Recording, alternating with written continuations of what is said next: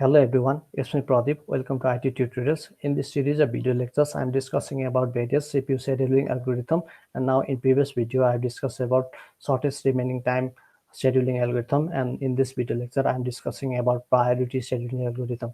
A priority is associated with each process and the CPU is allocated to the process with the highest priority. Equal priority are scheduled in FCFS order. That means first come, first serve order. Priorities are generally indicated by some fixed range of numbers, and there is no general method of indicating which is the highest or lowest priority. It may be either increasing or decreasing order. Priority scheduling can be either preemptive or non-preemptive. A preemptive priority scheduling algorithm will preempt the CPU if the priority of newly arrived process is higher than the priority of currently running process. A non-preemptive priority scheduling algorithm will simply put the new process at the end of the ready queue. Now, let us discuss the advantages of this process of this scheduling algorithm. This algorithm provides a good mechanism where the relative importance of each process may be precisely defined. That means if priority is precisely defined, then it provides the good mechanism. Next, let's see a disadvantage.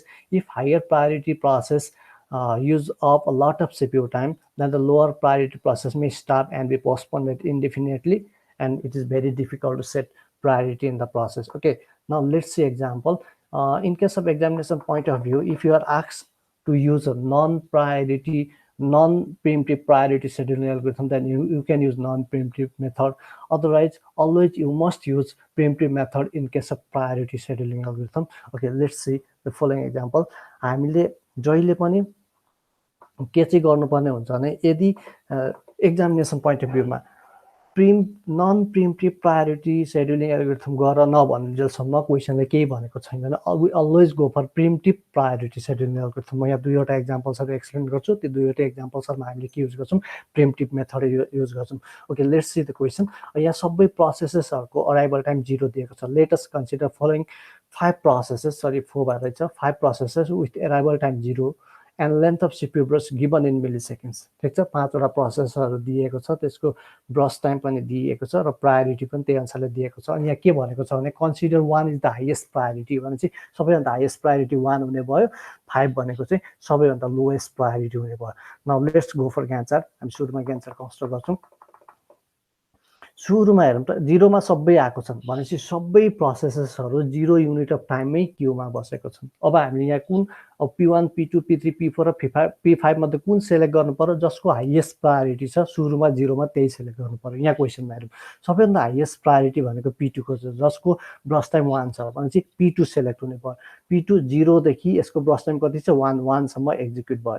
ठिक छ, अब 1 मा कुन select गर्ने? अब P2 त सक्यो, P1, P3, P4 र P5 क्यूमा बसेका छन्। अब यी मध्ये कुन सेलेक्ट गर्ने भनेपछि सेकेन्ड हाइएस्ट प्रायोरिटी। अब कुन हाइएस्ट प्रायोरिटीको छ त अबको क्यूमा 1 युनिट अफ टाइममा, किनभने P2 हाइएस्ट प्रायोरिटी थियो, त्यो एक्जिक्युट भइसक्यो, अब त्यो क्यूबाट निस्क्यो। P2 बाहेक अब हाइएस्ट प्रायोरिटी कुन छ त भनेपछि P5 छ। यहाँबाट हेरौँ त P5 को 2 छ प्रायोरिटी भनेपछि यो हाइएस्ट प्रायोरिटी भयो। अब यसको 5 युनिट एक्जिक्युट हुने भयो भनेपछि P5 सेलेक्ट भयो, 1 देखि 6 सम्म P5 एक्जिक्युट भयो।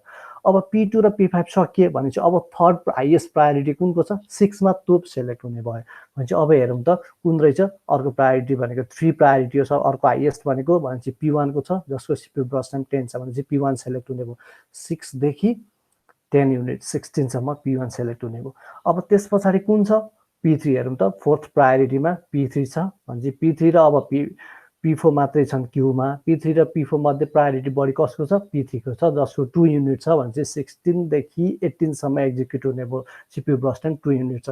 अब 18 टाइम स्टेपमा हेर्दाखेरि एउटा मात्रै प्रोसेस छ क्यूमा, त्यो भनेको P4 जसको सबभन्दा मिनिमम प्रायोरिटी रहेछ हैन। भनेपछि अब एउटा मात्रै छ भने त अब्भियस इट विल बी सेलेक्टेड भनेपछि P4 सेलेक्ट हुने भयो 18 मा।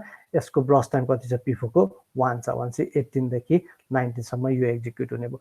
ठिक छ, यति कन्स्ट्रक्ट गरिसकेपछि ग्यान्ट चार्ट कन्स्ट्रक्ट गरेपछि हामीले भेरियस क्याल्कुलेसन्सहरू गर्छौँ। यो क्याल्कुलेसन्स गर्न त मैले प्रिभियस भिडियोहरुमा पनि डिस्कस गरेको छु। ओके, यहाँ हेर्न सक्छौँ प्रोसेसेस 5 वटा छन्, अराइभल टाइम 0 छ सबैको, CPU ब्रश टाइम यसरी दिएको छ र प्रायोरिटी यो दिएको छ। यति भनेको हामीलाई क्वेसनमा दिएको छ। अब फिनिस टाइम हेरौँ। फिनिस टाइम भनेको P1 कतिखेर सकिएको छ? P1 भनेको 16 मा सकिएको छ, त्यही भएर 16 भनेर मैले यहाँ लेखेँ।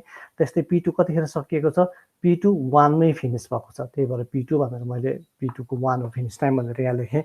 अब P3 कतिखेर सकिएको छ? 18 मा सकिएको छ। यहाँ हेरौँ, हामीले फिनिस टाइम जहिले पनि ग्यान्ट चार्टबाट क्याल्कुलेट गर्छौँ भनेपछि अब P3 18 मा सक्यो, यहाँनिर हामीले 18 भनेर लेखौँ। अब P4 कतिखेर सक्यो? P4 19 मा सकिएको छ भनेपछि P4 को फिनिस टाइम कति भयो? 19 भयो। अब P5 कतिखेर सक्यो? P5 भनेको 6 मा सकिएको छ भने चाहिँ हामीले के गर्यौँ? P5 को फिनिस टाइम भनेर 6 लेख्यौँ। जहिले फिनिस टाइम हामी कहाँबाट क्याल्कुलेट गर्छौँ? माथि ग्यान्ट चार्ट हेर्छौँ, कतिखेर सकिएको छ भन्ने हेर्छौँ। अब त्यस पछाडि टर्न एराउन्ड टाइम हेरौँ। टर्न एराउन्ड टाइम भनेको त हामीलाई थाहा छ, सिम्पली के गर्नु पर्यो? Finish time minus arrival time. अब यहाँनिर सबैको अराइभल टाइम 0 छ भनेपछि यो फिनिस टाइम माइनस 0 गर्दा त अभियस यही रहने भयो भनेपछि यसमा के हुने भयो त? Turn around time. Finish time नै टर्न एराउन्ड टाइम हुने भयो, किन यहाँ पनि 16 माइनस यो अराइभल टाइम 0 भनेकाले 16 नै हुने भयो। त्यस्तै 1 छ यसको फिनिस टाइम P2 को, 1 माइनस 0 कति हुने भयो? 1 हुने भयो। P3 को फिनिस टाइम 18 छ, 18 माइनस अराइभल टाइम 0 भने चाहिँ कति हुने भयो? 18 हुने भयो। P4 को पनि 19 हुने भयो र P5 को पनि 6 हुने भयो। ओके, अब हामी के गर्छौँ? वेटिङ टाइम क्याल्कुलेट गर्छौँ। वेटिङ टाइम कसरी क्याल्कुलेट गर्ने? Turn around time minus CPU brush time. भनेपछि यहाँनिर हेर्नु त P1 भन्ने प्रोसेसको टर्न एराउन्ड टाइम 16 छ, यसको ब्रस टाइम 10 छ भनेपछि दुईटाको डिफ्रेन्स गर्दाखेरि 6 आयो P1 को।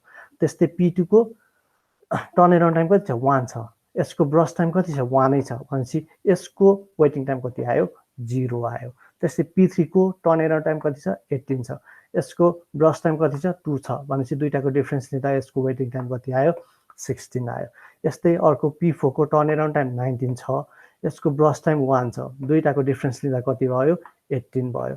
अब त्यस्तै लास्ट प्रोसेसको टर्न एराउन्ड टाइम 6 छ र यसको चाहिँ CPU ब्रस टाइम 5 छ भनेको दुईटाको डिफ्रेन्स लिँदा कति हुने भयो? 1 आउने भयो। ठिक छ। अब यस पछाडि हामी के हेर्छौँ?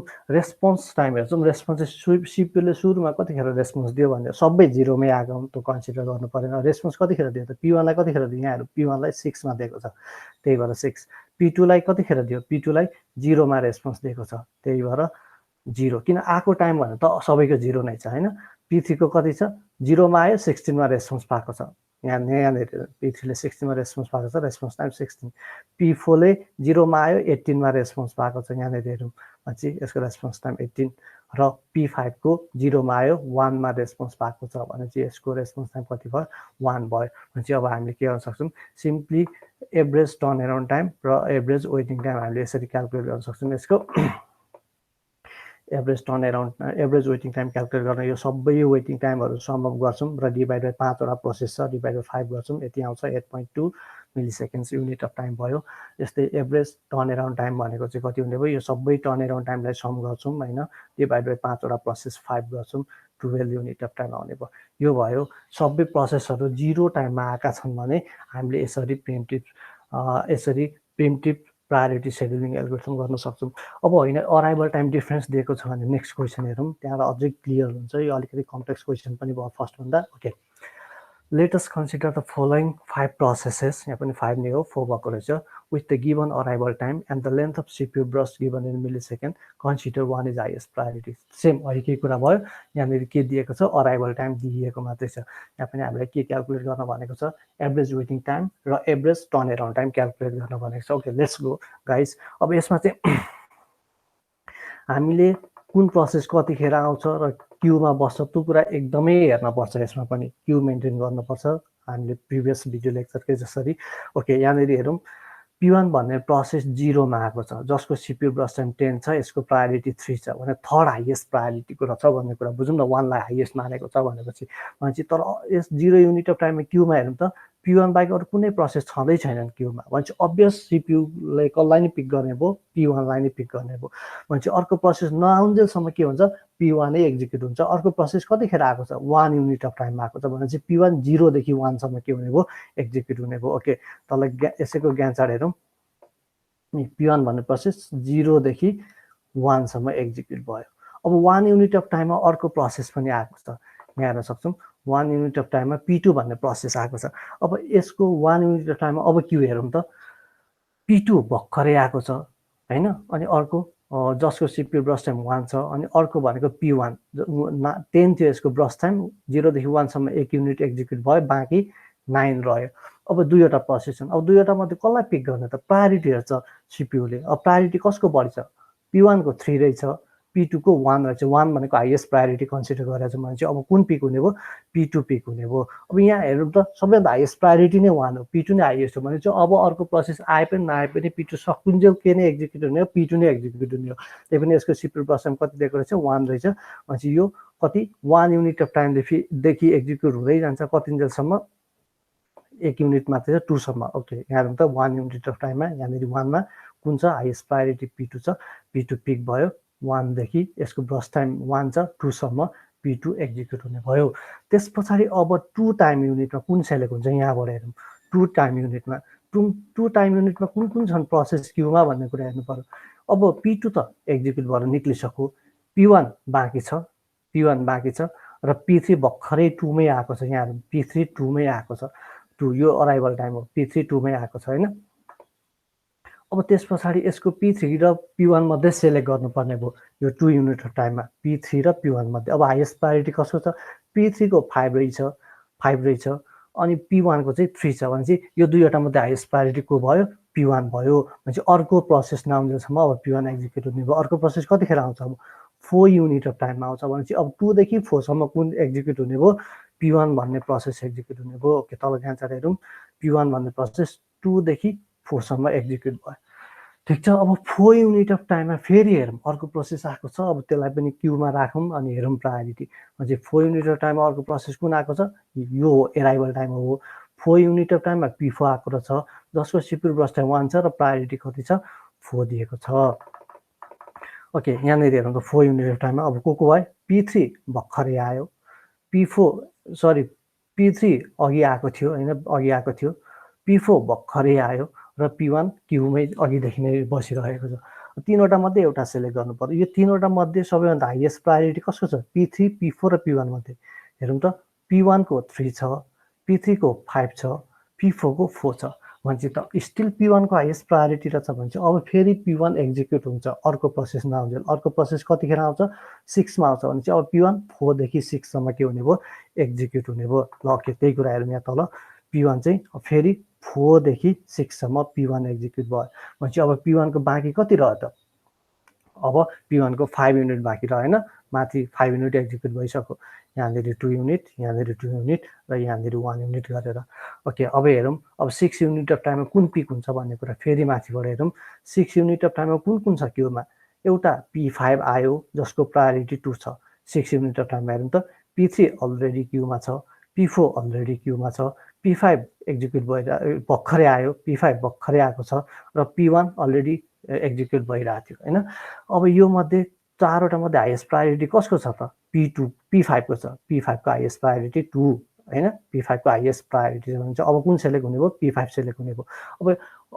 अब यहाँभन्दा पछाडि फर्दर प्रोसेस पनि आउँदैनन् भनेपछि P5 ले आफूले काम नसकुन्जेलसम्म एक्जिक्युट हुने भयो किन योभन्दा हायर प्रायोरिटीको प्रोसेसमा आउँदैन एउटा P2 थियो अघि एक्जिक्युट भइसक्यो हैन भनेपछि अब P5 चाहिँ 6 देखि 2 युनिट 8 सम्म सुइया एक्जिक्युट हुने भयो। हेरौँ ल 6 देखि 8 सम्म P5 एक्जिक्युट भयो। अब 8 मा को पिक हुन्छ फेरि हेरौँ 8 मा कुन पिक हुन्छ P3 P4 र P1 छ यी तीनटा मध्ये हाईएस्ट प्रायोरिटी कसको छ P1 को हाईएस्ट प्रायोरिटी छ भने चाहिँ अब यहाँबाट P1 5 युनिट एक्जिक्युट हुने भयो 8 देखि 13 किन अरु फर्दर प्रोसेस आउँदैनन् हायर प्रायोरिटीको यो कम्प्लिट 13 सम्म एक्जिक्युट हुने भयो। अब 13 मा हेरौँ त 13 मा को पिक हुन्छ 13 मा अब क्यूमा भएका P3 र P4 यो दुईटा मध्ये हाईएस्ट प्रायोरिटी कसको छ माथि हेर्न सक्छौँ क्वेसनमा P4 को हाईएस्ट प्रायोरिटी छ भने चाहिँ अब P4 1 युनिट यहाँदेखि यहाँसम्म एक्जिक्युट हुने भयो र लास्टमा 14 युनिटमा P2 मात्रै क्यूमा रहन्छ र यसको 2 युनिट बाँकी रहन्छ 14 मा के हुने भयो P3 एक्जिक्युट हुने भयो 16 सम्म। ठिक छ। अब यो मैले यही देखाउने ग्रीन कलर भनेको चाहिँ सिम्पली कुन पिक भएको छ पिक भएको प्रोसेसलाई चाहिँ ग्रीन कलरले रिप्रेजेन्ट गरेको रेड कलर भनेको सिपियु ब्रस टाइम कति बाँकी रहेको छ त कुनै प्रोसेसको भनेर देखाउन खोजेको। ठिक छ। अब यस पछाडि टेबल हेरौँ टेबल त हामीले पहिले भिडियो लेक्चर हेर्नु भएको छ भने सबै क्याल्कुलेट गर्न सकिहाल्छौँ। 5वटा प्रोसेस अराइभल टाइम दिएको छ ब्रस टाइम दिएको छ, प्रायोरिटी दिएको छ। यो प्रायोरिटी अनुसार हामीले ग्यान्ट चार्ट कन्स्ट्रक्ट गऱ्यौँ। अब खासै प्रायोरिटी पनि चाहिँदैन हामीलाई। अब हामीले के गर्छौँ, फिनिस टाइम क्याल्कुलेट गर्छौँ।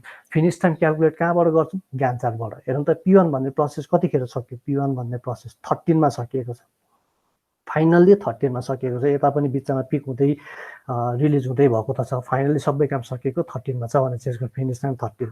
P2 भन्ने प्रोसेस कतिखेर सक्यो, 2 मा सकिएको छ भने चाहिँ यसको फिनिस टाइम 2। P3 भन्ने प्रोसेस हेरौँ त कतिखेर सकिएको छ, P3 सबभन्दा लास्टमा 16 मा सकिएको छ भने चाहिँ यसको फिनिस टाइम 16। P4 भन्ने प्रोसेस कतिखेर सकिएको छ, 14 मा सकिएको छ। P4 भन्ने प्रोसेस यहाँबाट हेरौँ 14 मा सकिएको छ, त्यही भएर यसको फिनिस टाइम 14। P5 भन्ने प्रोसेस कतिखेर सकिएको छ, 8 मा सकिएको छ भने चाहिँ यतिखेर हामीले के गर्न सक्छौँ, 8 भनेर राख्यौँ। अब त turn around time, waiting time, response time calculate गर्न सकिहालिन्छ।